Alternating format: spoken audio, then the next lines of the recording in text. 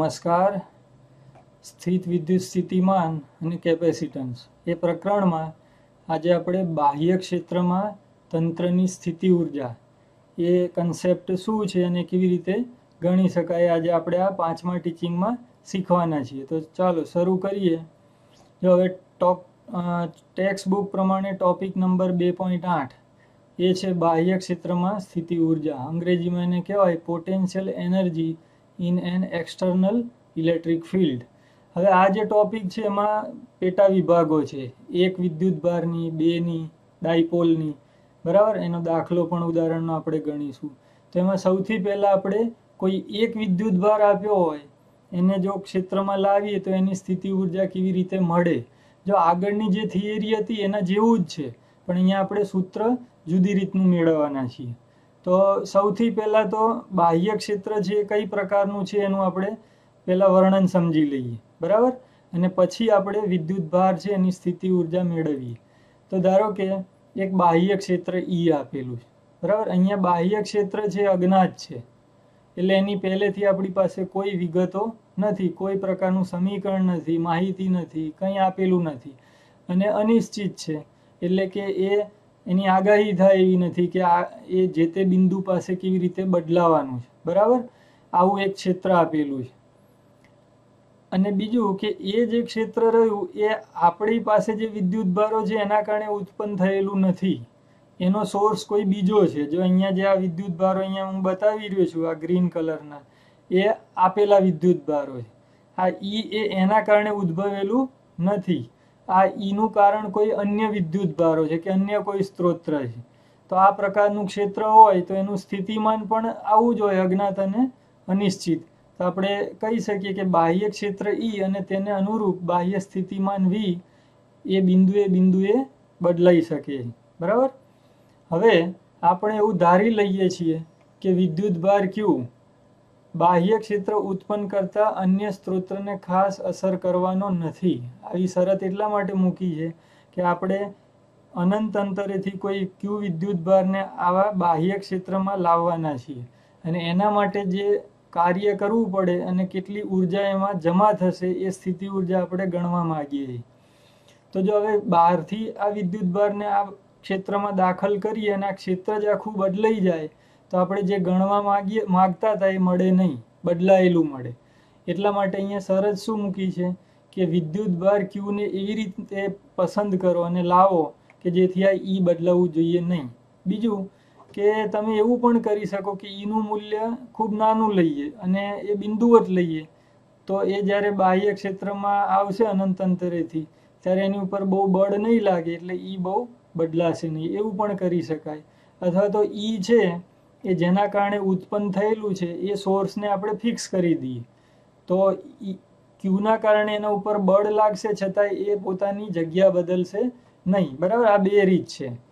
તો એ બે રીતે આ શરતનું પાલન થાય કે સ્ત્રોત છે એના ઉપર કોઈ અસર થાય નહીં. એવી શરત હેઠળ આપણે હવે ગણતરી કરવા જઈ રહ્યા છે. ધારો કે અનંત અંતરેથી આપણે આ વિદ્યુત ભારને કોઈ પી બિંદુ છે જેનો સ્થાન સદિશ આર છે ત્યાં આપણે એને પહોંચાડીએ તો એના માટે કાર્ય કરવું પડશે અને જે કાર્ય છે એને અનુરૂપ એને એટલી ઉર્જા મળશે, એટલે કે એમાં ઉર્જા જમા થશે અને એ જ ઉર્જા આપણે શોધવા માંગીએ, બરાબર. આપણને ઇન્ટરેસ્ટ અથવા તો આપણે શું કરવા માંગીએ છીએ, આપણું ધ્યેય શું છે, તો આ બહારથી જે વિદ્યુત ભાર લાવ્યા આપણે બાહ્ય ક્ષેત્રમાં એને કેટલી ઉર્જા મળશે એ આપણે ગણવી છે, નહીં કે આ ઈની ઉર્જા કેટલી થશે, બરાબર. બાહ્ય ક્ષેત્ર ઉત્પન્ન કરનારા સ્ત્રોતની સ્થિતિ ઉર્જા શોધવાની નથી, આ ખાસ યાદ રાખજો. કારણ કે ઉર્જા આપણે આખા તંત્રની મળવાની છે. ઉર્જા ગમે તેની શોધી શકાય, બાહ્ય ક્ષેત્રની પણ શોધી શકાય, આપેલા વિદ્યુત ભારોની પણ તમે શોધી શકો અને અનંત અંતરેથી જે વિદ્યુત ભાર લાવવાના છીએ એની પણ શોધી શકાય. તો આપણે એમાંથી પસંદગી કોની કરી કે આ જે ક્યુ વિદ્યુત ભાર એની જ આપણે સ્થિતિ ઉર્જા શોધવાના છીએ, બીજા કોઈની ઉર્જા અત્યારે આપણે ગણવા માંગતા નથી. જો હવે આગળ આપણે શીખી ગયા કે દૂરથી કોઈ વિદ્યુત ભારને આપેલા બિંદુ સુધી પહોંચાડવો હોય તો એને કાં તો આકર્ષણ અથવા તો અપાકર્ષણ એ બેની વિરુદ્ધમાં કાર્ય કરી અને ત્યાં પહોંચાડવો પડે, લઈ જવો પડે. અને એ જે કાર્ય થાય એને અનુરૂપ એમાં સ્થિતિ ઉર્જા જમા થાય. બરાબર. તો એ કાર્યની ગણતરી આપણે આગળ કરી હતી. કાર્ય એટલે શું? બળ ગુણ્યા બળની દિશામાં થતું સ્થાનાંતર. પણ અહીંયા ઈ આપણને એવું આપ્યું છે કે અજ્ઞાત છે, અનિશ્ચિત છે, એટલે આપણે બળ મેળવી શકવાના નથી, બાહ્ય બળ. બરાબર. તો બાહ્ય બળ ના હોય તો પછી આગળ આપણે એવું સાબિત કર્યું હતું, જો આપણી પાસે સ્થિતિમાન હોય તો પણ આપણે સ્થિતિ ઉર્જા ગણી શકીએ. કારણ કે સ્થિતિ ઉર્જા શું છે? સ્થિતિ ઉર્જા એટલે સ્થિતિમાન ગુણ્યા આપેલા વિદ્યુત ભારનું મૂલ્ય. તો આપણી પાસે એક બીજું સરળ સૂત્ર છે સ્થિતિ ઉર્જા શોધવાનું, એનો આપણે અહીંયા ઉપયોગ કરીશું. તો આપણે લખી શકીએ કે ક્યુને અનંત અંતરેથી પી બિંદુએ લાવવા માટે થતું કાર્ય અને એ કાર્યને અનુરૂપ સ્થિતિ ઉર્જા એટલે કે ક્યુ એટલે એ વિદ્યુત ભારનું મૂલ્ય ગુણ્યા એ વિદ્યુત ભારને જે જગ્યાએ આપણે લાવ્યા એ જગ્યાએનું સ્થિતિમાન બરાબર વી.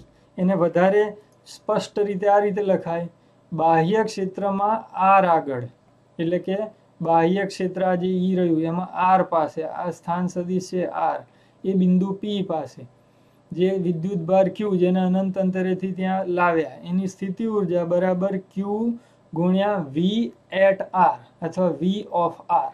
બરાબર. વી ઓફ આર નો મતલબ શું થયો? જેનો સ્થાન સદિશ આર હોય એવું બિંદુ પી એ જગ્યાએનું સ્થિતિમાન બરાબર વી, એ સ્થિતિમાન અને આપેલા વિદ્યુત ભાર એ બેના મૂલ્યનો ગુણાકાર એટલે આપણને મળશે સ્થિતિ ઉર્જા. બરાબર. તો આટલી જ વસ્તુ હતી. હવે આ જે થિયરી રહી એના આધારે આપણે એક બીજી રાશિ વ્યાખ્યાયિત કરી શકીએ છીએ, એને કહેવાય છે 1 ઇલેક્ટ્રોન વોલ્ટ. હવે આ ઉર્જાનો એકમ છે. 1 ઇલેક્ટ્રોન વોલ્ટ જેવી રીતે જૂલ છે એવી જ રીતે આ ઉર્જાનો નાનો એકમ છે. એ હવે સમજીએ શું છે. જો ઇલેક્ટ્રોનને 1 વોલ્ટના સ્થિતિમાનના તફાવતમાંથી પ્રવેગિત કરવામાં આવે તો તે 1.6 ગુણ્યા 10⁻⁻19 જૂલ ઉર્જા પ્રાપ્ત કરે અથવા ગુમાવે, અથવા તો એનો ફેરફાર થાય ઉર્જાનો. જે ઉર્જા એની હોય એમાં જો આટલો વધારો થાય કે આટલો ઘટાડો થાય તો આપણે એવું કહી શકીએ કે એને આટલી ઉર્જા મેળવી અથવા ગુમાવી. તો આ જે આટલી ઉર્જાનો ફેરફાર થાય તો એ ઇલેક્ટ્રોનની ઉર્જા છે એને 1 ઇલેક્ટ્રોન વોલ્ટ કહેવાય. બરાબર. ફરીથી જો ઇલેક્ટ્રોનને 1 વોલ્ટના સ્થિતિમાનના તફાવતમાંથી પ્રવેગિત કરવામાં આવે અને જો એ 1.6 ગુણ્યા 10⁻⁻19 જૂલ ઉર્જા પ્રાપ્ત કરે તો એ ઇલેક્ટ્રોનની ઉર્જામાં થયેલો વધારો 1 ઇલેક્ટ્રોન વોલ્ટ કહેવાય. આ રીતે તમે ઘટાડાના સંદર્ભમાં પણ વ્યાખ્યા આપી શકો. બરાબર. જો બરાબર યાદ રાખજો, ઇલેક્ટ્રોન વોલ્ટ એ સ્થિતિમાન નથી પણ એ ઉર્જાનો એકમ છે. બરાબર. તો આ રીતે 1 ઇલેક્ટ્રોન વોલ્ટ આપણે વ્યાખ્યાયિત કરી શકીએ. પરીક્ષામાં ખાલી 1 ઇલેક્ટ્રોન વોલ્ટ એટલે શું અથવા એની વ્યાખ્યા આપો એવો પ્રશ્ન પૂછાઈ શકે. એનો એકમ પૂછાય તો એ જૂલ લખવાનો છે, અથવા જૂલના સ્વરૂપમાં 1.6 ગુણ્યા 10⁻⁻19 જૂલ લખવાનું અને એને આપણે કહીશું 1 ઇલેક્ટ્રોન વોલ્ટ. તો બંને જૂલ અને ઈવી એ બંને ઉર્જાના એકમો થયા. હવે તમને એમ થશે કે આવો એકમ શા માટે વ્યાખ્યાયિત કર્યો? તો આ એકમનો ઉપયોગ એ સૂક્ષ્મ જગત, પરમાણુ, અણુ, સૂક્ષ્મ કણો, એમાં ઉર્જાના ફેરફારો બહુ સૂક્ષ્મ થતા હોય. બરાબર. જો અહીંયા તમે ઘાત જુઓ 10⁻⁻19 જૂલ છે એટલે ઉર્જાનો બહુ નાનો એકમ થયો હોય. તો આટલી સૂક્ષ્મ ઉર્જાના ફેરફારો જ્યારે આપણે ગણવા હોય ત્યારે આવા નાના એકમની જરૂર પડે, જેથી કરીને આંકડાકીય ગણતરીઓ બહુ વારે ઘડીએ લાંબી દર્શાવી ના પડે આવી ઘાતમાં. એટલે આજે આટલી મોટી સંખ્યા રહી ઘાતવાળી અને આપણે 1 ઈવીથી દર્શાવી શકીએ, ફાયદો થાય. બરાબર. તો ઈવી આધારિત એકમો પરમાણુ, ન્યુક્લિયસ અને કણ ભૌતિક વિજ્ઞાનમાં વપરાવાના છે. આ યાદ રાખજો. હવે ક્યારેક ઈવી એકમ છે એ મોટા સ્વરૂપમાં વાપરવાનો થાય તો એના પણ એકમો વ્યાખ્યાયિત થયેલા છે આ રીતે. Kilo electron volt. બરાબર. 1000 ઇલેક્ટ્રોન વોલ્ટને આપણે કેઈવી કહીશું. પછી મેગા છે, 10⁶ જો ઈવી લઈએ તો એને મેગા કહીશું. 10⁹ ઈવી લઈએ તો એને ગીગા કહીશું. અને 10⁻12 ઇલેક્ટ્રોન વોલ્ટ એટલી જો ઉર્જા લઈએ આપણે તો એને ટેરા ઇલેક્ટ્રોન વોલ્ટ એવું નામ આપીશું. બરાબર. પરીક્ષામાં જો આ ટોપિક પૂછાય તો આ અતિ અગત્યના મુદ્દાઓ હતા જેની આપણે ચર્ચા કરી. જો હવે આ જ થિયરીને આપણે થોડીક વધારે વિસ્તારથી સમજીએ કે અગાઉ શું કર્યું હતું, આપણે એક જ વિદ્યુત ભારને અહીંયા પહોંચાડ્યો હતો આપેલા ક્ષેત્રમાં, અને આપણે ઉર્જા ગણી હતી, બરાબર, જે આપણને QV મળી હતી. હવે દર વખતે એવું ના હોય કે એક જ વિદ્યુત ભારને લાવવાનો હોય, ઘણીવાર 2, 3, 4 એમ વિદ્યુત ભારોને લાવવાના થાય. તો આગળની થિયરીને થોડી વધારે આપણે વ્યાપક બનાવીએ. તો બાહ્ય ક્ષેત્રમાં 2 વિદ્યુત ભારોના તંત્રની સ્થિતિ ઉર્જા કેટલી હોય એ આપણે ગણીએ. તો આગળ જે વર્ણન કર્યું હતું એ તો બધું કરવાનું જ આમાં, બરાબર. આ Q1, હવે ત્યાં 1 અને 2 ની જરૂર નથી, અહીંયા 2 વિદ્યુત ભાર હશે એટલે એકને આપણે નામ આપીશું Q1. Q1 એ આગળની થિયરીનો Q છે માની લેવાનું, અને બીજો વિદ્યુત ભાર આપણે ત્યાં લાવવાના છીએ અને આપણે નામ આપીશું Q2. જો અહીંયા બધું વર્ણન કરેલું છે, Q1 નો સ્થાન સદિશ R1, Q2 નો R2, અને બેના વચ્ચેનું અંતર છે ને આપણે કહીશું R12. હવે આપણે આગળ સાબિત કરી લીધું કે Q1 ને અનંત અંતરેથી જે આ જે અજ્ઞાત ક્ષેત્ર છે એમાં R1 બિંદુ પાસે એને લાવવો હોય તો કરવું પડતું કાર્ય એ QV હતું, એટલે કે અહીંયા લખવું પડે Q1 V R1, બરાબર. એ આપણે આગળ શીખી ગયા. હવે અહીંયા મહત્વનું જે કંઈ સમજવાનું છે Q2 નું છે. જો હવે Q1 ને લાવ્યા ત્યારે ફક્ત E હતું, Q2 ને જ્યારે આપણે લાવી રહ્યા છીએ ત્યારે એને 2 વસ્તુઓનો સામનો કરવાનો છે. E નો તો કરવાનો જ છે, પણ બીજું Q1 નો પણ એને સામનો કરવાનો છે. એટલે કે Q1 નું આકર્ષણ કે અપાકર્ષણ એને અનુભવવાનું છે, અને એની સાથે E નું પણ આકર્ષણ કે અપાકર્ષણ અનુભવવાનું છે. એટલે કે Q2 ની ગણતરીમાં 2 પદ આવશે, બરાબર. એ આપણે હવે સમજીએ. પહેલું, જેવી રીતે Q1 નું ગણ્યું એ જ રીતે Q2 માટે પહેલું પદ. તો બાહ્ય ક્ષેત્ર E વિરુદ્ધમાં Q2 પર કરેલું કાર્ય, એટલે અહીંયા જેમ Q1 નું ગણ્યું હતું એમ જ અહીંયા Q2 into V at R2 અથવા V of R2 એવું લખી શકીએ આપણે, બરાબર છે. એ આવડે એવું છે. હવે બીજી બાબત, જો હવે આ જે બીજું લખ્યું ને એ કયા સંદર્ભમાં કેવી રીતે લખ્યું છે, જો આ E ના હોત, બરાબર, આ E ને ભૂલી જાઓ, E છે જ નહીં, શૂન્ય અવકાશ હોત, તો અહીંયા શું હોત, માત્ર Q1 હોત, અને Q1 ની હાજરીમાં આપણે Q2 ને લાવત. તો આ ગણતરી તો એક બાકી રહી જ. હવે એ સૂત્ર છે એ આપણે આગળ શીખી ગયા કે Q1 હોય અને એની પાસે Q2 ને લાવીએ તો કરેલું કાર્ય, કરવું પડતું કાર્ય એ સ્થિતિ ઉર્જા કે Q1 Q2 upon R12 એ રીતે આપણને મળે. તો જો હવે પહેલાની ગણતરીમાં ને બીજાની ગણતરીમાં ફેર ક્યાં પડ્યો, પહેલામાં એક જ પદ હતું, બરાબર. Q1 ને લાવ્યા ત્યારે માત્ર E હતું, અને Q2 ને લાવ્યા ત્યારે E તો હતું જ, પણ એની સાથે Q1 પણ ત્યાં હાજર છે.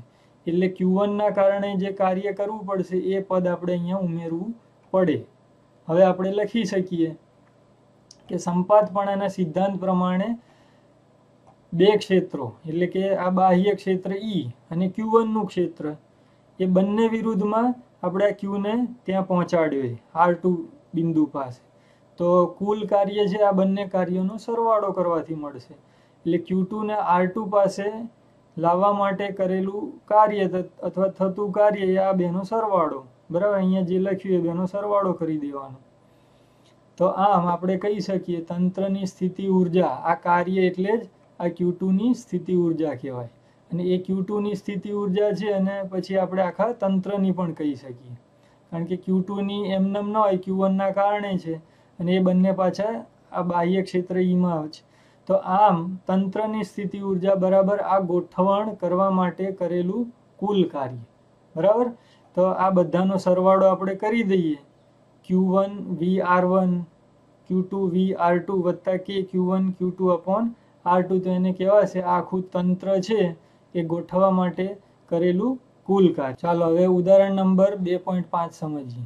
હવે આ ઉદાહરણમાં એક ધન અને ઋણ એવા 2 વિદ્યુત ભારનું એક તંત્ર આપેલું છે, બરાબર. 7 માઇક્રોકુલમ અને -2 માઇક્રોકુલમ એવા 2 વિદ્યુત ભારો માટે આ 3 પ્રશ્નો પૂછ્યા છે કે એ 2 વિદ્યુત ભારોનું તંત્ર ગોઠવવું હોય તો ઉર્જા કેટલી જોઈએ, બરાબર. એને વિખેરી નાખવું હોય તો કેટલી ઉર્જા જોઈએ, અને આ તંત્રને આપણે ખાસ પ્રકારના વિદ્યુત ક્ષેત્રમાં મૂકીએ તો એની સ્થિતિ ઉર્જા કેટલી થાય. આવા 3 પ્રશ્નો છે, એના જવાબ આપણે શોધવાના છે. સૌથી પહેલા તો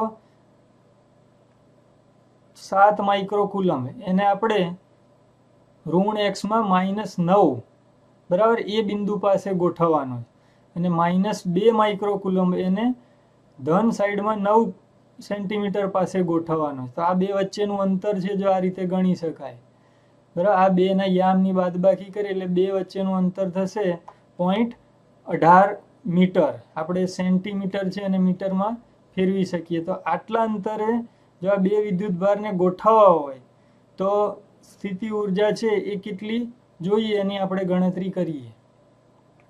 તો આપણે આગળ શીખી ગયા સ્થિતિ ઉર્જા યુ. કોઈ વિદ્યુત ક્ષેત્ર જ ના હોય તો પહેલા એકને લાવ્યા અને પછી બીજાને લાવ્યા, તો સ્થિતિ ઉર્જા અથવા તો ગમે તે ક્રમમાં બેને ભેગા કરીએ તો સ્થિતિ ઉર્જા કે Q1 Q2 અપોન R, બરાબર. આમાં ખાલી કિંમતો મૂકવાની થાય. તો આપણે આ રીતે લખી શકીએ. કે તો આપણને ખબર છે 9 × 10⁹ Q1 એને આપણે 7 માઇક્રોકુલમ લઈ લીધું, Q2 એટલે -2 માઇક્રોકુલમ, બંનેના 10⁻6 ઘાત ભેગી કરીને 10⁻12 ઘાત લખી, અને છેદમાં બે વચ્ચેનું અંતર જે આપણે અહીંયા શોધી લીધું છે 0.18 મીટર. જો અહીંયા ભૂલ પડવાની શક્યતા, આ સેન્ટીમીટર ને મીટરમાં ના ફેરવીએ તો અહીંયા ભૂલ પડી શકે, બરાબર. હવે આનું સાદુરૂપ આપી દેવાનું. તો આનું સાદુરૂપ આપીએ કેલ્ક્યુલેટરથી તો જવાબ આવશે -0.7 જૂલ, બરાબર. તો આ રીતે બે વિદ્યુત ભાર હોય 7 માઇક્રોકુલમ અને -2 માઇક્રોકુલમ, એને એકબીજાથી 0.18 મીટરે આપણે ગોઠવવા હોય તો આટલી ઉર્જા છે એ એમાં એ તંત્રમાં જમા થશે, અથવા આટલી ઉર્જા આપણે બહારથી જે ખર્ચ કરી કાર્ય કરીને એ આ તંત્રમાં આટલી જમા રહેશે. હવે બીજો પ્રશ્ન છે, જો આ બે વિદ્યુત ભારોને એકબીજાથી જુદા પાડીને અનંત અંતરે મોકલી દઈએ આપણે તો કેટલું કાર્ય કરવું પડે? તો એ આના જેટલું જ થવાનું છે, જે કોમન સેન્સની વાત છે. તંત્ર બનાવવા માટે જેટલી ઉર્જાની જરૂર પડી એટલી જ એને વિખેરીએ ત્યારે એ પાછી મળે. તો કાર્ય અથવા તો ઉર્જા W બરાબર અંતિમ ઉર્જા ઓછા શરૂઆતની ઉર્જા, એટલે U2 એટલે અનંત અંતરે. તો અનંત અંતરે તો બે વિદ્યુત ભારોની ઉર્જા 0 થઈ જવાની, એટલે 0 ઓછા શરૂઆતમાં કેટલી હતી? તો શરૂઆતમાં હતી -0.7 જૂલ, જે આપણે શોધીએ તો આ બાદબાકી કરીએ તો જવાબ આવશે +0.7 જૂલ, બરાબર. તંત્ર આપણે બનાવ્યું ત્યારે એમાં આકર્ષી બળો હતા, કારણ કે એક ધન હતો એક ઋણ, એટલે સ્થિતિ ઉર્જા ઋણ મળી, અને જ્યારે એને વિખેરી નાખ્યું ત્યારે એ ઉર્જા આપણને પાછી મળશે, એટલે બેનો સરવાળો 0 થઈ જશે. હવે ત્રીજો પ્રશ્ન, ધારો કે એક એવું બાહ્ય ક્ષેત્ર લઈએ E, અજ્ઞાત ક્ષેત્ર. આગળ આપણે થિયરીમાં શીખ્યા કે E એ અજ્ઞાત છે, બરાબર. તો E બરાબર અહીંયા આપ્યું છે A/r², એમાં A આટલો આપેલો 9 × 10⁵. આવું એક ક્ષેત્ર જો અહીંયા બતાવ્યું છે, અજ્ઞાત ક્ષેત્ર. એ ક્ષેત્રમાં આ ડાયપોલની આપણે જે રચના કરીએ તો કેટલી ઉર્જા જોઈએ હવે ગણીએ, બરાબર. અહીંયા આ ડાયપોલ તો શબ્દ ના વપરાય, કારણ કે એક 7 છે ને બીજો -2 છે, એટલે ડાયપોલના જેવું એક તંત્ર છે આ. તો એની રચના કરવી હોય તો બે વિદ્યુત ભારોની કુલ વિદ્યુત સ્થિતિ ઉર્જા એ આપણે આગળ થિયરીમાં શીખી ગયા કે જ્યારે બે વિદ્યુત ભારને કોઈ અજ્ઞાત ક્ષેત્રમાં મૂક્યા હોય ત્યારે 3 પદો આવશે. એક તો પહેલો વિદ્યુત ભાર છે એને ત્યાં ગોઠવવા માટેની ઉર્જા, બીજાને ગોઠવવા માટેની ઉર્જા, અને પહેલાને કારણે બીજાની અને બીજાના કારણે પહેલાની, એટલે કે બંનેની ઉર્જા. તો આ રીતે આપણે આગળ થિયરીમાં શીખે સૂત્ર અહીંયા લખી દેવાનું. હવે જો એમાં થોડું સાદુરૂપ આપણે આ રીતે આપી શકીએ, કારણ કે V આપણને ખબર નથી, અહીંયા ક્યાંય V નથી આપ્યો, તો Vની ગણતરી આપણે આ રીતે સરળ બનાવી શકીએ. V બરાબર ER, બરાબર. આવું સાબિત થાય, અને એના ઉપરથી V બરાબર આપણે Eની કિંમત અહીંયા મૂકી દઈએ તો E બરાબર A/r² લખ્યું છે, તો એનું સાદુરૂપ આપીશું તો V બરાબર A/r મળશે. તો જો હવે Vની જગ્યાએ શું મૂકી દીધું આપણે? A/r1, બરાબર. એ રીતે આ VR2માં A/r2 મૂક્યું, Q1 અને Q2 એમનેમ રહેવા દીધા, અને આ જે આખું પદ હતું એને આપણે U થી ઓળખીએ, બરાબર. સ્થિતિ ઉર્જા U. તો આ રીતે આપણે એને દર્શાવી શકીએ. હવે એમાં કિંમતો મૂકી દેવાની. એ અહીંયા આપ્યો છે 9 × 10⁵ એ અહીંયા લખી દીધો. Q1 આપેલું છે 7 માઇક્રોકુલમ, બરાબર, એ અહીંયા લખી દેવાનું. પછી Q2 એ -2 માઇક્રોકુલમ છે, બરાબર. આ બધી વસ્તુઓ કિંમતો મૂકી દઈએ અને R1 અને R2 એ પણ અહીંયા આપેલા છે. જો અહીંયા R1 છે 9 સેન્ટીમીટર છે, એને મીટરમાં ફેરવતા 0.09 એ મૂકી દો અને છેદમાં -u છે આપણે આટલું શોધેલું, તો એ પણ અહીંયા મૂકી દઈએ, બરાબર. આમાં ચોકસાઈ બધી રાખવાની, જ્યાં ઘાત આવતી હોય, પ્લસ માઇનસ છે, પોઈન્ટ છે, જેથી ગણતરીમાં ભૂલ પડે નહીં. હવે જો આનું સાદુરૂપ આપીએ આપણે, તો આનું સાદુરૂપ આ રીતનું થશે ને એને કેલ્ક્યુલેટરથી ગણતા જવાબ આવશે 49.3 જૂલ, બરાબર. તો આટલું કાર્ય કરવું પડે. જો આવું અજ્ઞાત કોઈ ક્ષેત્ર આપ્યું હોય, એ અજ્ઞાત ક્ષેત્રની અંદર 7 અને -2 માઇક્રોકુલમ એવા બે વિદ્યુત ભારોને આપણે ગોઠવવા હોય, લાવવા હોય અને આવું એક તંત્ર બનાવવું હોય, તો જો અહીંયા કાર્ય છે, બરાબર, એનું મૂલ્ય વધારે છે. જો અહીંયા 0.7 જૂલ હતું, અહીંયા 49.3 જૂલ છે, કારણ કે આ વિદ્યુત ક્ષેત્રના કારણે કાર્ય વધુ કરવું પડશે, એવું કહી શકીએ આપણે. હવે આ તંત્રને આપણે વિખેરીએ ક્ષેત્રની હાજરીમાં, તો આટલી ઉર્જા આપણને પાછી મળે. હવે આપણે સમજીએ બાહ્ય ક્ષેત્રમાં ડાયપોલની સ્થિતિ ઉર્જા. જો ટોપિકની શરૂઆતમાં મેં તમને કીધું હતું, પહેલાં આપણે એક વિદ્યુત ભાર, પછી 2, પછી ડાયપોલ લઈશું, બરાબર. આ રીતે ક્રમશઃ આપણે વધારે વ્યાપક બનાવીએ. તો બાહ્ય ક્ષેત્ર આપ્યું હોય અને એમાં કોઈ વિદ્યુત ડાયપોલ મૂકીએ, તો એની સ્થિતિ ઉર્જા કેટલી થાય આમાં ગણવાનું છે. Potential energy of A dipole in an external electric field, બરાબર, એ આપણે ગણવાનું છે. પરીક્ષાની દ્રષ્ટિએ અતિ અગત્યની થિયરી છે, એટલે અહીંયા બરાબર ધ્યાન રાખી અને શીખી લો અને એને મુદ્દાસર પરીક્ષામાં કેવી રીતે લખવી એ પણ યાદ રાખી લેજો. તો સૌથી પહેલાં અહીંયા જે આપ્યું છે, આ જે પરિસ્થિતિ છે એનું વર્ણન કરવાનું, કે ધારો કે એક વિદ્યુત ક્ષેત્ર E આપેલું છે સમાન પ્રકારનું, એમાં એક વિદ્યુત ડાયપોલ મૂકી છે, જેમાં ધન વિદ્યુત ભાર +Q અને -Q દર્શાવેલા છે. બે વચ્ચેનું અંતર 2a છે, બરાબર. ડાયપોલ ચાક માત્રા એ માઇનસથી ધન તરફ એ P આપેલી છે. ડાયપોલે વિદ્યુત ક્ષેત્ર અથવા તો x અક્ષ સાથે બનાવેલો ખૂણો થીટા છે. વિદ્યુત ક્ષેત્ર x અક્ષની દિશામાં ગોઠવાયેલું વગેરે બધું વર્ણન કરવાનું. અને એ વર્ણન કર્યા પછી આપણે આગળ શીખી ગયા કે સમાન વિદ્યુત ક્ષેત્રમાં ડાયપોલ મૂકી હોય તો એ ડાયપોલ માત્ર ટોર્ક અનુભવે, બરાબર. કુલ બળ તો 0 હોય. તો આપણે એ સૂત્ર છે અહીંયા સીધું લખી અને થિયરી શરૂ કરવાની. તો ટોર્ક, આ ડાયપોલને આ રીતે મૂકી હોય તો ડાયપોલ ઉપર લાગતું ટોર્ક, એ ટોર્ક બરાબર ચાક માત્રા અને ક્ષેત્રનો સદિશ ગુણાકાર, એટલે P × E આપણે એવું લખી શકીએ.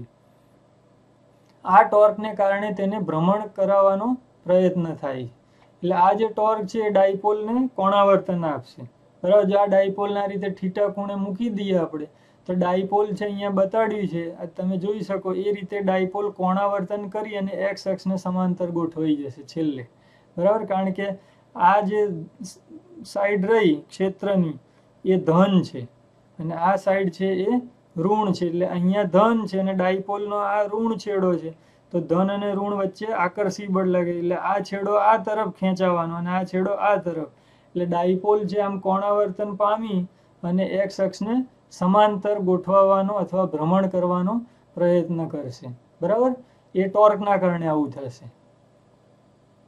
હવે આપણે ગણતરી કરવી છે સ્થિતિ ઉર્જાની. તો આપણે આ જે ટોર્ક છે એ ટોર્કના કારણે ઉર્જા કેટલી મળવાની છે, તો કેટલી ઉર્જામાં જમા થશે એ ગણવું છે. તો આપણે એવું કહી શકીએ કે જો આ ડાયપોલને આપણે બહારથી ટોર્ક લગાડીને સ્થિર કરી દઈએ, તો એ બહારથી જેટલું ટોર્ક લગાડ્યું એને અનુરૂપ જેટલી ઉર્જા એને આપવી પડશે, એટલી જ ઉર્જા આ ભ્રમણ દરમિયાન જે ટોર્ક લાગ્યું હતું એના કારણે પણ એટલી જ ઉર્જા હોય. તો આપણે એવું કરીએ કે ટોર્ક એક્સટર્નલ એવી રીતે લગાડીએ કે એ આ ટોર્કને નાબૂદ કરે, એટલે કે ડાયપોલ સ્થિર થઈ જાય, અને સ્થિર થાય તો આપણે ગણતરીઓ કરી શકીએ. અથવા તો સૂક્ષ્મ પહેલાં ગણતરી કરીએ. તો ધારો કે આપણે એવું કરીએ કે ડાયપોલ છે જે ગોઠવાયેલી છે એ ખૂણો છે અને આપણે θ0 કહી દઈએ. કોઈક એ થીટાથી જીરો તરફ જ્યારે ભ્રમણ કરશે એની અધવચ્ચેની કોઈ પરિસ્થિતિ લઈ લઈએ. ધારો કે એક સૂક્ષ્મ કોણાવર્તન લઈએ θ0 થી θ1 સુધીનું, એ કોઈ પણ જગ્યાએ લઈ શકાય આખા કોણાવર્તનમાં. તો એ ભ્રમણ દરમિયાન સૂક્ષ્મ જે ઉર્જા રહી, બરાબર, સૂક્ષ્મ કાર્ય અને એને અનુરૂપ ઉર્જા આપણે પહેલા મેળવીએ ને એનું પછી સંકલન કરીને આપણને કુલ ઉર્જા પણ મળશે. તો આપણે એવું ધારીએ કે ધારો કે θ0, અહીંયા જે ખૂણો છે એ θ0 છે, ડાયપોલ આ બાજુ જઈ રહી છે, તો પછી જે ખૂણો મળશે એ θ1 છે. તો θ0 થી θ1 સુધી ભ્રમણ થાય એ દરમિયાન ટોર્ક વડે થયેલું કાર્ય કેટલું? તો કાર્ય W બરાબર સંકલન θ0 થી θ1 ટોર્ક એક્સટર્નલ બરાબર એટ θ ઇન્ટુ dθ. તો આવી ગણતરી એક આપણે કરી શકીએ ટોર્ક ઉપરથી કાર્ય ગણવાની, બરાબર. આમ તો કાર્યનું જ સૂત્ર છે બળ ગુણ્યા સ્થાનાંતર, એ અહીંયા ચાક ગતિના સંદર્ભમાં લખ્યું છે, ટોર્ક ગુણ્યા કોણીય સ્થાનાંતર. હવે એનું સાદું રૂપ આપો તો આ બાહ્ય ટોર્ક છે એ કેટલું હોય? જેટલું આ ટોર્ક હતું એટલું જ, તો PE sin θ ઇન્ટુ dθ, તો જ એ સ્થિર થાય, બરાબર. અને એનું સાદું રૂપ આપીએ સંકલનનું, તો PE તો અચળ છે, બહાર આવશે sin θ નું cos θ, અપર ને લોઅર લિમિટો મૂકી દો, બરાબર. તો એ સાદું રૂપ આપ્યા પછી આપણને આવું મળશે, PE cos θ0 માઇનસ cos θ1. જો હવે આટલું કાર્ય છે ને એ ડાયપોલની અંદર સ્થિતિ ઉર્જા સ્વરૂપે જમા થયેલું હશે, સંગ્રહ થયેલું હશે, એને આપણે કહીશું U એટ θ, બરાબર. θ કોણાવર્તન, θ જે એનું કોણીય સ્થાન હતું એ વખતે એમાં જમા રહેલી સ્થિતિ ઉર્જા છે. હવે આપણે આ જે θ છે એ ગમે તે પસંદ કરી શકીએ, એવું થોડું જરૂરી છે કે ડાયપોલ હંમેશા 10 ડિગ્રીથી કે 20 ડિગ્રીથી કે 30 ડિગ્રીથી જ કોણાવર્તન કરે. તમે ગમે તે ખૂણાથી એનું કોણાવર્તન કરાવી શકો. તો આપણે એવો ખૂણો પસંદ કરીએ કે જેની સ્થિતિ ઉર્જા જાણીતી હોય, બરાબર. તો θ0 બરાબર π/2 લઈએ, એટલે કે ડાયપોલ છે આમ ઊભી ગોઠવાયેલી હોય એક્સ અક્ષને લંબ દિશામાં, તો એ સ્થિતિમાં ડાયપોલની સ્થિતિ ઉર્જા શૂન્ય હોય છે, એ આપણે આસાનીથી ગણી શકીએ. તો જાણીતી સ્થિતિ ઉર્જા જો આ લીધી હોય તો તફાવતનો બીજો છેડો છે ઓટોમેટિક ખબર પડી જશે. પણ જો જેમ બે સંખ્યાની બાદબાકી છે એના વડે કોઈ સંખ્યા મળી હોય તો એ સંખ્યા ઉપરથી એ બાદબાકી ઉપરથી સંખ્યાઓ ના મળે, પણ જો એમાંની એક સંખ્યા આપણને મળી જાય તો બીજી સંખ્યા આપણે શોધી શકીએ, એવો જ અહીંયા તર્ક છે. તો θ0 બરાબર π/2 માટે સ્થિતિ ઉર્જા શૂન્ય લઈએ અને હવે આ ગણતરી કરીએ તો અહીંયા કિંમત મૂકી દઈએ તો cos π/2 માઇનસ cos θ. હવે θ1 ની જગ્યાએ વ્યાપક રીતે θ લઈએ, કોઈ પણ ખૂણો. જો આવું કરવાનો ફાયદો શું થયો? તફાવત ઉપરથી આપણે નિશ્ચિત ખૂણા માટેનું મૂલ્ય શોધી શકીશું,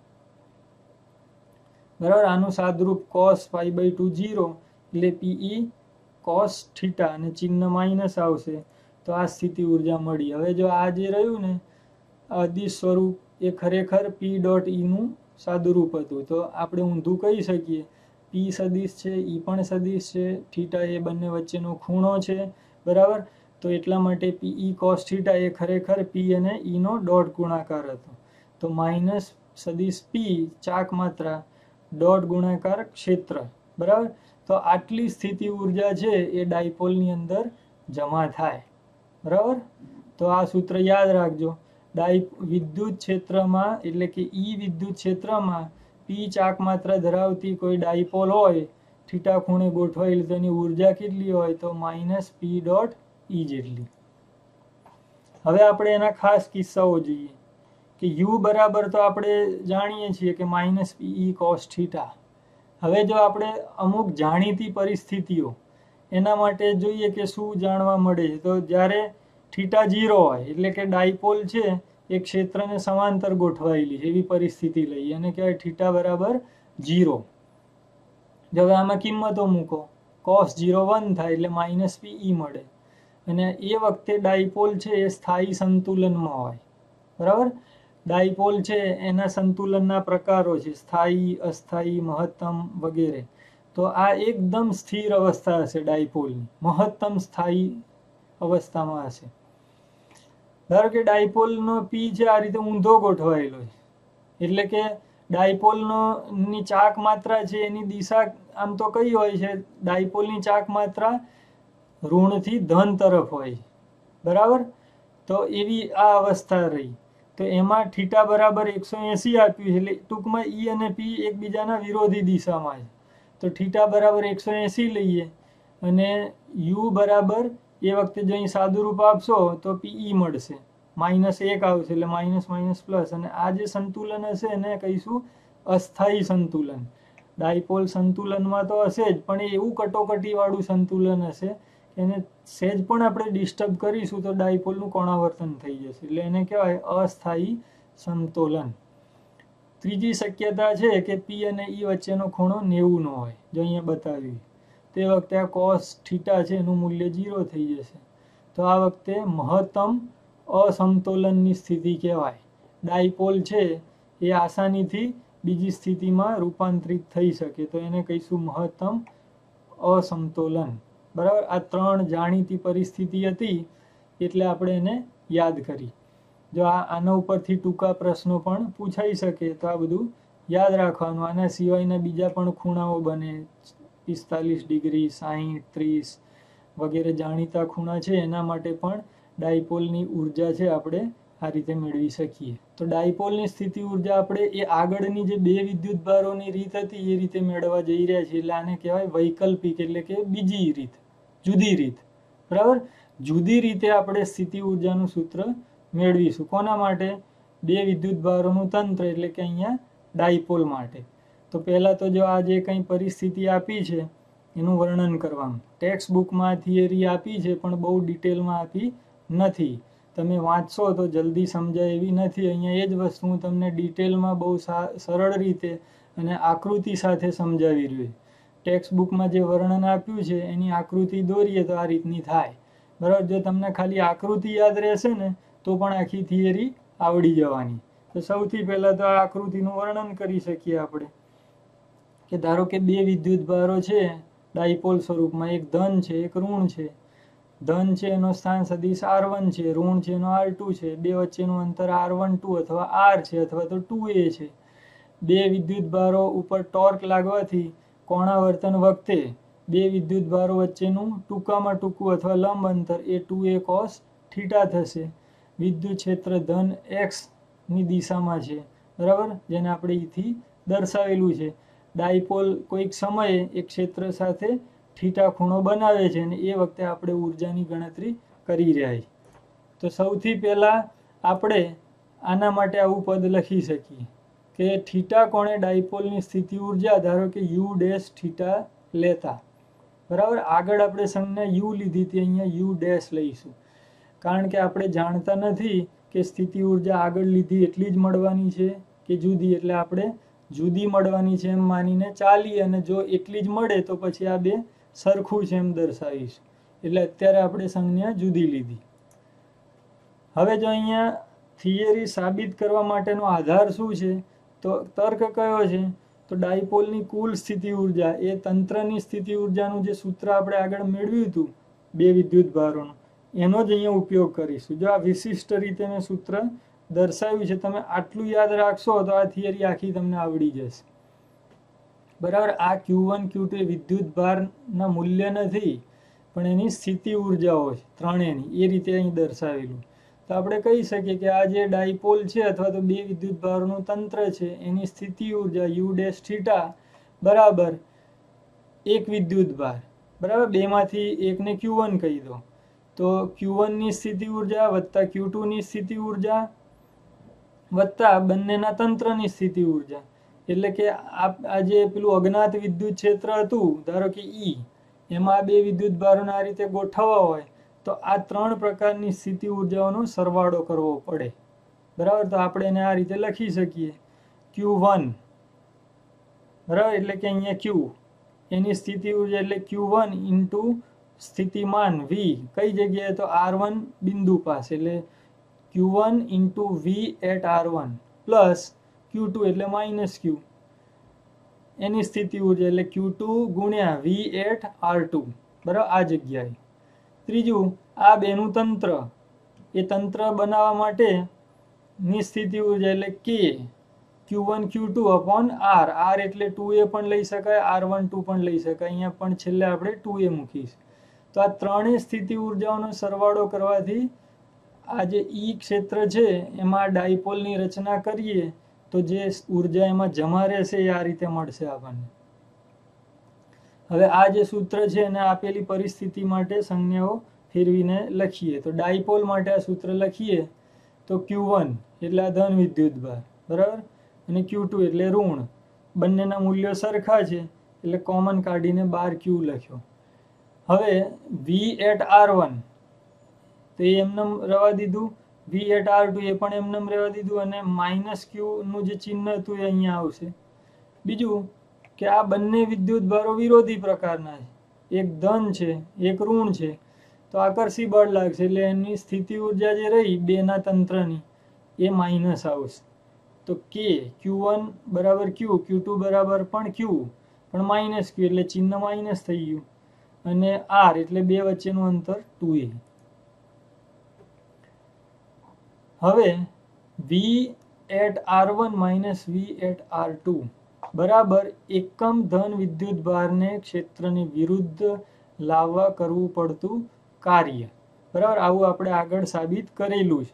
હવે એના આધારે આપણે આ કાર્ય છે એનું મૂલ્ય ગણી શકીએ. તો એકમ ધન વિદ્યુતભાર પર લાગતું વિદ્યુત બળ ગુણ્યા બળની દિશામાં થતું સ્થાનાંતર એટલે કે આ કાર્ય, બરાબર. તો એ કાર્ય આપણે આ રીતે દર્શાવી શકીએ. કાર્ય બરાબર એકમ ધન વિદ્યુતભાર પર લાગતું બળ એટલે વિદ્યુત ક્ષેત્ર જ કહેવાય, અને બળની દિશામાં થતું સ્થાનાંતર, તો સ્થાનાંતર કેટલું થશે? ધારો કે આ બેમાંથી એક એકમ ધન વિદ્યુતભાર હોય તો અહીંયા આમ લાવીએ તો આને આમ લઈ જઈએ તો સ્થાનાંતર કેટલું થયું? 2A cos થીટા જેટલું. એટલે આ સ્થાનાંતર છે 2A cos થીટા, અને એકમ ધન વિદ્યુતભાર ઉપર લાગતું બળ એટલે એ જગ્યાએનું વિદ્યુત ક્ષેત્ર E, બરાબર. તો આનું આ બે સરખા થશે, V8R1 માઇનસ V8R2 બરાબર આપણે લખી શકીએ minus E into 2A cos theta,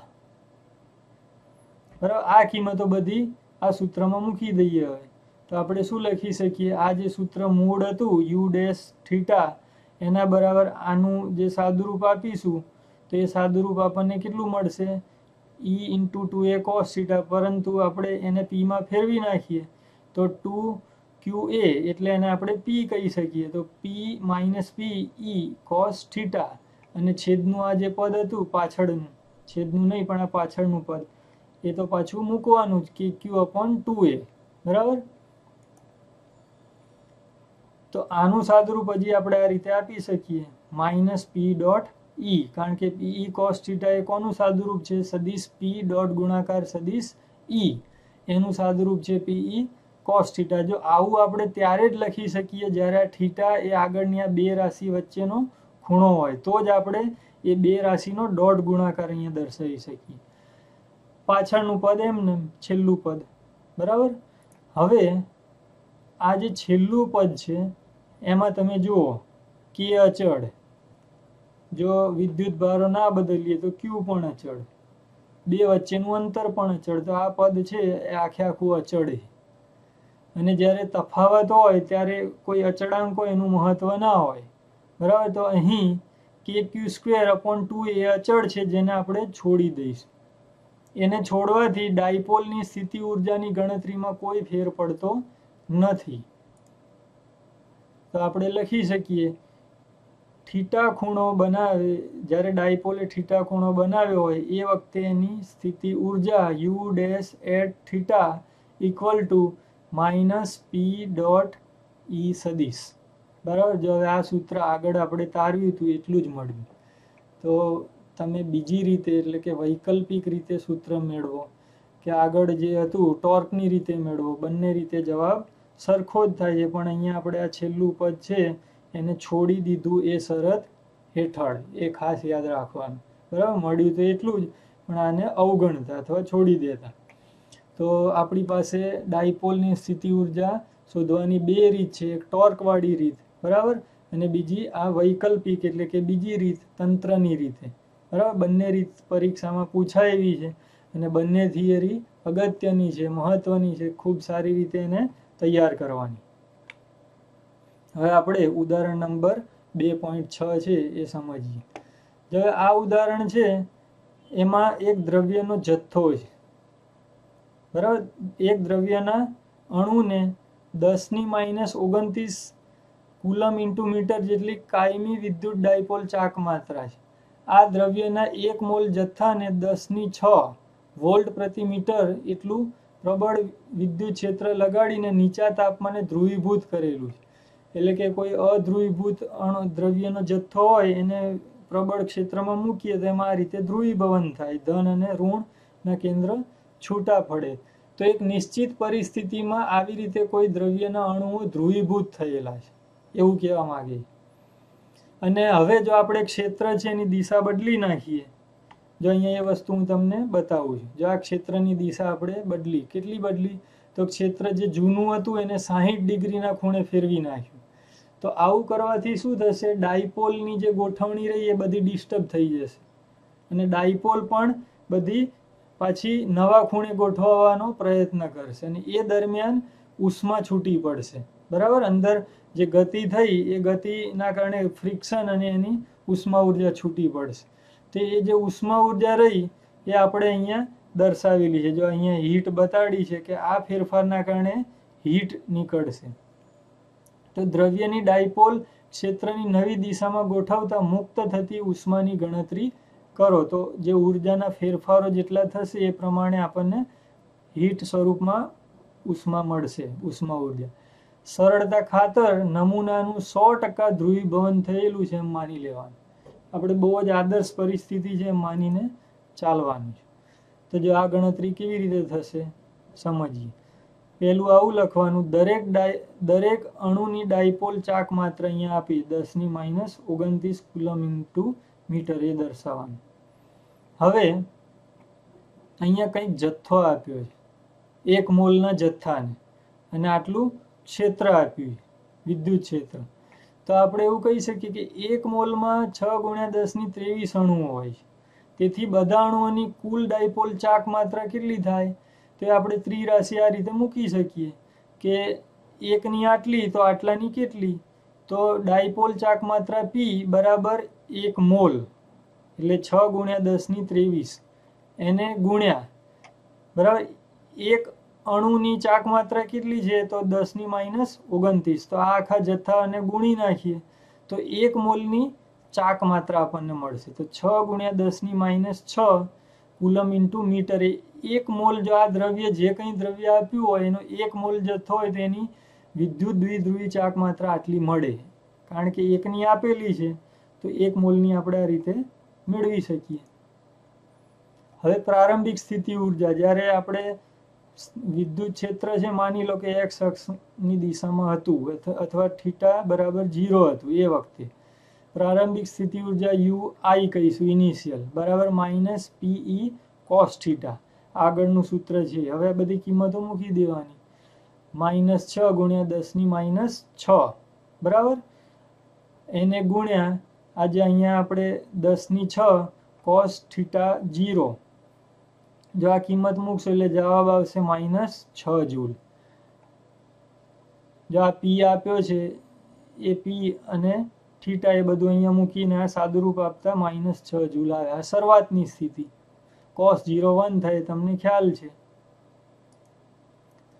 ચલો હવે 60 ડિગ્રીનું કોણાવર્તન કરાવ્યું વિદ્યુત ક્ષેત્રને. એટલે ડાયપોલો તો બધી શરૂઆતમાં એમનેમ જ ગોઠવાયેલી પડી હોય અને અચાનક ક્ષેત્ર બદલાઈ ગયું, ક્ષેત્રની દિશા બદલાઈ ગઈ. તો બધી ડાયપોલો પણ એ જે જુદી દિશાનું ક્ષેત્ર છે એ દિશામાં એ બળ અનુભવશે એ પ્રમાણે, અને એના કારણે પછી કોણાવર્તન થશે. એટલે પદાર્થની અંદરનું આખું સ્ટ્રક્ચર બદલાશે અને એના કારણે ઉર્જા છે એના ફેરફારો થશે. તો અંતિમ સ્થિતિ ઉર્જા જ્યારે θ બરાબર 60 ડિગ્રી થાય, અહીંયા જે બતાવેલું છે 60 ડિગ્રી, તો એને કહીશું U ફાઇનલ બરાબર -6 ગુણ્યા 10⁻6 ગુણ્યા 10⁻6 ઇન્ટુ cos 60. જો હવે અહીંયા ગણતરી બહુ સહેલી છે, ફેર ક્યાં પડી રહ્યો છે? માત્ર ખૂણામાં, cos 0 અને cos 60.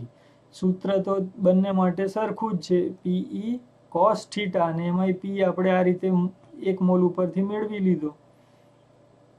તો આનું સાદરૂપ આપશો તો જવાબ આવશે -3 જૂલ.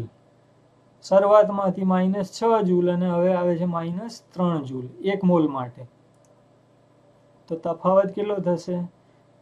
અંતિમ ઓછા પ્રારંભિક, એટલે -3 -6 એટલે કે જવાબ આવશે +3, એટલે જવાબ આવશે 3 જૂલ. બરાબર. તો આમ સ્થિતિ ઉર્જામાં ઘટાડો થાય છે. આ ડાયપોલની ગોઠવણીમાં દ્રવ્ય દ્વારા ઉષ્મા સ્વરૂપે મુક્ત થતી ઉર્જા રહી એ થશે 3 જૂલ.